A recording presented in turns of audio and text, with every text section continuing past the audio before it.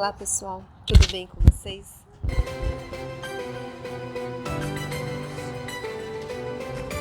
Hoje eu gostaria de compartilhar a nossa experiência, as vantagens e desvantagens de ter filho nos Estados Unidos. Eu quero contar a nossa experiência dos partos. Eu tive 2 gestações, uma do Matheus, ele tem 2 anos e meio, ele nasceu de uma cesariana. Eu tive uma gestação um pouco complicada e toda a equipe médica nos atendeu muitíssimo bem, fomos muito bem cuidados. Aqui o que acontece? Eles te aconselham a todo momento a escolher o parto normal. E quando você descobre que está grávida, você escolhe um médico, né? E muitas das vezes você acaba passando nas consultas não com esse médico que você escolheu. Obviamente você passa com ele ou com ela, mas muitas das consultas você acaba passando com um dos médicos que fazem parte da equipe desse médico, né? E raramente acontece de você acabar passando com esse seu médico que você escolheu. Isso no meu caso, né, das 2 gestações e o parto aqui, eles sempre optam pelo parto normal, visto que é mais saudável tanto para a mãe quanto para o bebê. E os valores?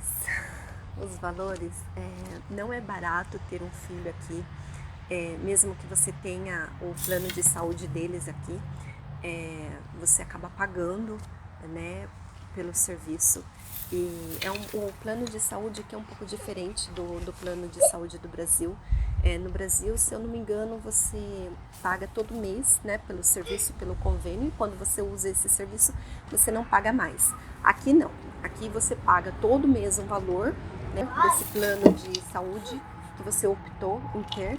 E quando você usa o hospital, o serviço médico, tem um valor, o convênio paga um valor e o valor restante você ainda tem que pagar, seja à vista ou seja parcelado. Aqui tem essa opção também. Aqui em Michigan, o parto normal com seguro saúde é em torno de $6.500. Isso sem ter nenhuma complicação. Isso é só para o parto. Isso sem as consultas médicas, que é um outro valor também. E sem o seguro saúde é em torno de $12.000.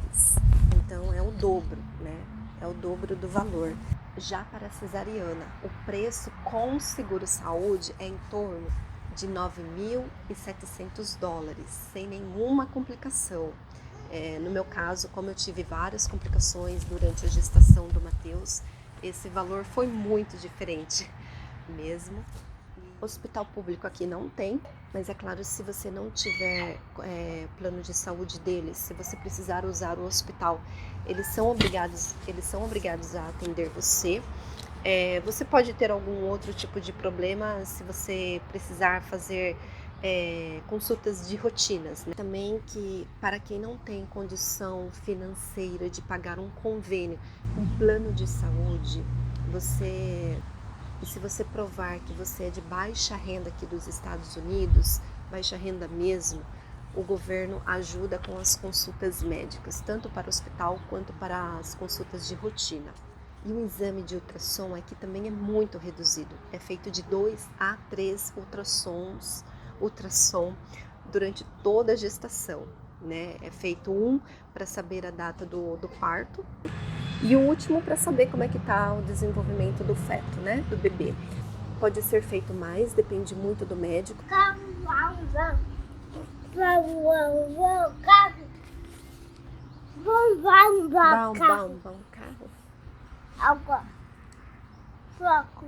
E como eu tive complicação na minha gestação do Matheus, foi feito várias ultrassons, desde 22 semanas até o final da gestação, e eu tive várias outras consultas também. Foram 2 ultrassons por semana.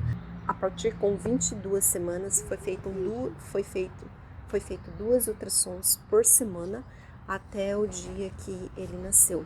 Muitas vezes eu acabava fazendo todo dia uma ultrassom para saber como é que estava ele, né? Mas de rotina mesmo são 2 a 3 ultrassons. A partir dos 34 anos aqui é considerado uma gestação de alto risco. Então eu acabei fazendo também vários ultrassons da minha segunda gestação. Foi uma gestação super tranquila, mas por conta disso, por conta da minha idade, foi feita várias ultrassons. E o outro lado bom de ter filhos aqui também é a segurança pessoal, tanto acredita que tenha. Eu acredito muito que, dependendo do estado, do lugar que você more aí no Brasil, realmente aqui é um pouco mais seguro, tanto fora de casa, para eles brincarem, quanto dentro dos ônibus escolares também.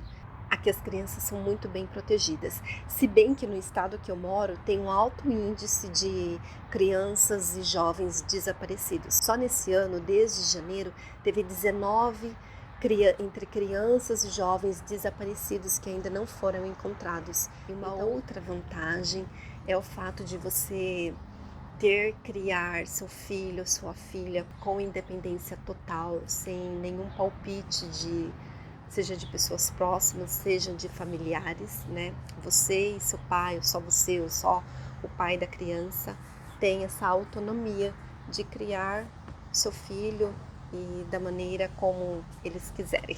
Por um outro lado, a criança não vai ter o laço da família, seja dos avós, dos tios, das avós, dos primos, das primas, que eu acho muito importante esse laço, né, da família, esse afeto. Eu acredito que isso seja uma grande desvantagem de ter filho fora do seu país de origem e criá-lo fora do seu país de origem. Uma outra questão é o fato dele ou dela falar duas línguas, né? Além do português, se você ensinar o seu filho ou sua filha a falar português dentro de casa, é o fato dele ou dela crescer falando o inglês fluentemente, né? Isso é uma grande vantagem que a maioria das pessoas visam, né? Quando vão ter ou quando vão querer ter filhos aqui, que quando você tem uma criança aqui, ela nasce cidadã americana, ou seja, não vai precisar de visto para entrar e sair do país, né? Podem estudar em escolas públicas que são gratuitas a partir de 5 anos de idade, e as escolas aqui são muito boas. Quando você tem um filho com menos de 5 anos, né, as escolas aqui não são gratuitas, elas são pagas e não é barato. E o que acontece? A maioria das mães, por essa questão, acabam ficando em casa cuidando dos filhos até que eles completem 5 anos de idade. Ou muitas vezes, quando o seu filho completa 3 anos de idade, você tem a opção de colocá-lo numa escola paga por 2 ou 3 vezes por semana, que a maioria das pessoas optam por isso, por ser mais barato, né, por meio período, né? Então, se você tem um filho, uma filha, e com 3 anos, você coloca essa criança na escolinha de 2 a 3 vezes por semana, por meio período, e paga lá um valor. Abaixo dessa idade, tem a opção de colocar? Tem a opção de colocar.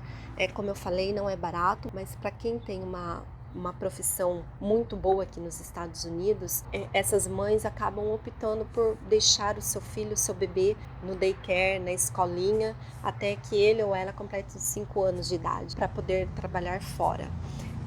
Aqui não tem creche. Por outro lado, se você, do mesmo jeito, se você tem uma classe de renda baixa aqui nos Estados Unidos e você consegue provar, o governo te ajuda sim com o daycare do seu bebê, do seu filho, para você poder trabalhar fora, porque muitas mães não têm opção de ficar dentro de casa, né? Elas são mães solteiras e precisam de uma ajuda do governo, precisam trabalhar fora, então o governo acaba ajudando essas mães, mas você tem que provar mesmo que você baixa renda aqui nos Estados Unidos.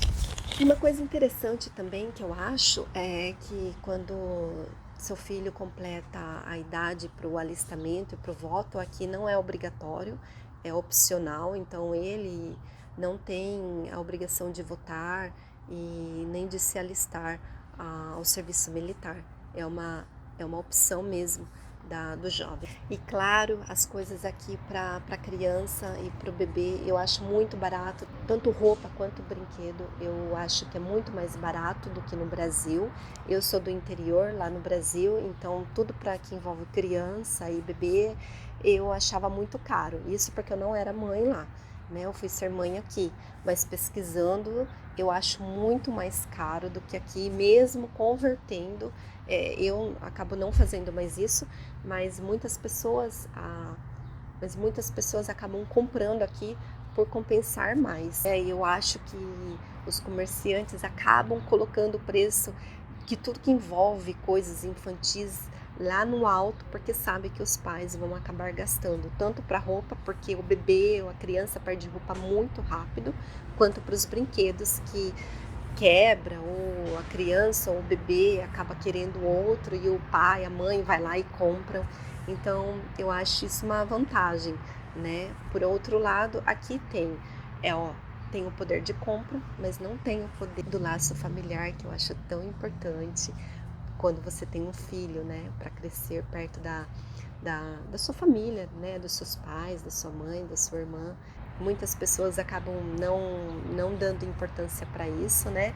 Só vem um lado bom de ter filhos aqui, e tem um lado bom, mas também tem um lado negativo, né? De criar o filho longe do seu país de origem. Futuramente vai ser muito bom para eles, né? Crescerem cidadãos americanos e ter todo o direito que uma pessoa americana tem aqui. E é isso, é o vídeo de hoje sobre o lado bom e não tão bom de ter filhos aqui nos Estados Unidos. E espero que vocês tenham gostado. Se vocês gostaram, por favor, deixem o seu like, comentem e se inscreva no meu canal. Toda semana eu posto vídeo de como é a nossa vida aqui nos Estados Unidos, nossa vida simples, cotidiana, do dia a dia, mas com muito amor e afeto. E eu espero que eu veja vocês no próximo vídeo.